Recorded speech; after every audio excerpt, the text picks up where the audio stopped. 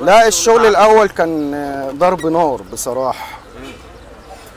انما دلوقتي الحمد لله برضو ماشيه، يعني مش هنقول واقفه. الحمد لله كل واحد برضو له زبونه وله شغل. انا مجدي انور، شغال ساعاتي بقالي اكتر من 25 سنه. ده محلي، انا اشتغلت في كام مكان قبل كده والدنيا ماشيه يعني الحمد لله. لازم تبقى مركز يعني، لان انت بتشتغل في حاجات دقيقه جدا، لازم بتبقى مركز فيها جدا، لان ما ينفعش اي غلطه بتبقى على حساب الساعه يعني. اي غلطه على حساب الساعه طبعا. مش على حسابك انت، على حساب الساعه. لا، على حساب الساعه. ايه اللي ممكن يحصل في الساعه يعني وقتها؟ يعني اصل انت ممكن تنشغل عن الساعه، ينكسر فيها حاجه، ترس بتاع مفتاح، اي شيء يتكسر فيها وانت شغال فيها يعني. لازم تكون مركز جدا. اتعلمت من مهنه ساعات الصبر وطول البال. الصبر وطول البال، بس دول الحاجتين اللي اكتسبتهم من المهنه. مين اللي علمك المهنه دي؟ اللي علمني المهنه دي الاستاذ مجدي عدلي في شارع ناصر، هنا في سنورس. ده اللي علمك المهنه؟ ده دكتور الساعات، مسمينه دكتور الساعات. طبعا. ليه اطلقوا عليه دكتور الساعات؟ لانه اشطر صنايعي في الفيوم، في القاهره كلها يعتبر يعني. كمان ما شاء الله. ايه اللي اختلف زمان عن دلوقتي في موضوع تصليح الساعات؟ الموبايل موتها شويه. نتكلم بقى في قصه مهمه قوي يعني. الموبايل اثر عليها شويه. الاول الشغل كان عامل ازاي ودلوقتي؟ لا، الشغل الاول كان ضرب نار بصراحه. انما دلوقتي الحمد لله برضو ماشيه، يعني مش هنقول واقفه. الحمد لله كل واحد برضو له زبونه وله شغل. الرئيسيه اللي معايا شيفت ومفك. اهم حاجه عندي دي الاساسيه في الشغل كله. والباقي ادوات؟ الباقي كماليات بقى بتحتاجها في اي شغل إن كان يعني. انا اشتغلت في جميع انواع الساعات. انت قلت لي ان وانا بدردش معاك كده انك اشتغلت في ساعات، يعني كان انا اشتغلت في معامله خاصه وكان طبعا ليها حساب خاص وكان ليها حاجات كتير. ايه الحكايه بقى؟ دردشت كده شويه عن الموضوع ده. انا اشتغلت في توكيل اوميجا. اوميجا من افضل انواع الساعات يعني. طبعا. اولا انت في التوكيل ما بتمسكش حاجه بايدك.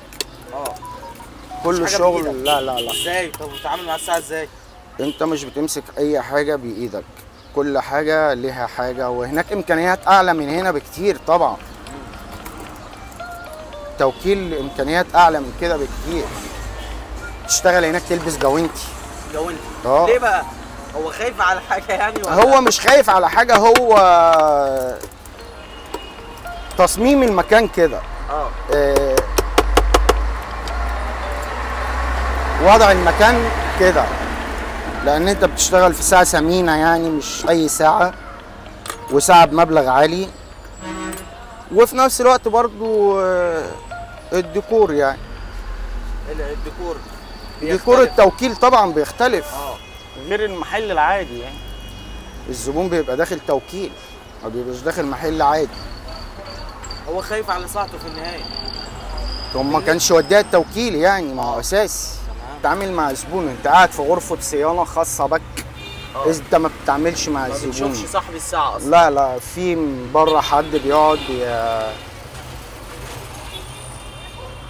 بيقبل الشغل، وانت بيخش لك الشغل غرفه الصيانه بتصينه، وانت مالكش دعوه بالزبون تماما يعني. انت ما بتتعاملش مع زبون خالص. اكتر ساعه خدت مني وقت شغل الساعه اللي هي واقفه في الميه. اشمعنى بقى الساعه دي بتاخد وقت عن لان بيبقى فيها شغل دقيق، لان الميه بتاثر فيها جامد. الميه بتاثر في الساعه جامد؟ اكيد.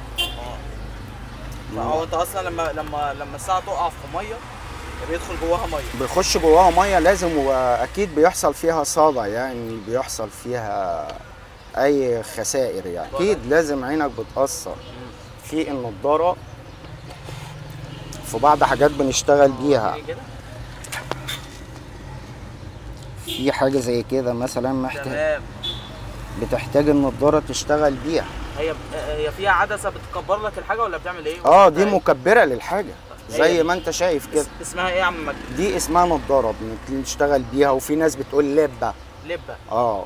35 قرش. 35 قرش.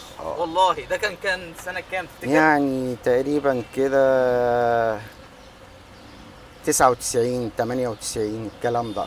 كنت لسه صغير خالص. كنت لسه ما اعرفش حاجه في الساعات تماما يعني. مين بقى اللي ادالك 35 قرش؟ شعورك كان ايه وقتها؟ الاستاذ مجدي. ابن خالك. ما انا قلت لحضرتك الموبايل اثر على الساعات كتير جدا. الموبايل اثر على الساعات، بس لازال في ناس لا اللي متعود على الساعه على فكره ما بيعرفش يمشي من غيرها. اغلى ساعه اشتغلت فيها اوميجا والريكس. كانت ثمنها كام؟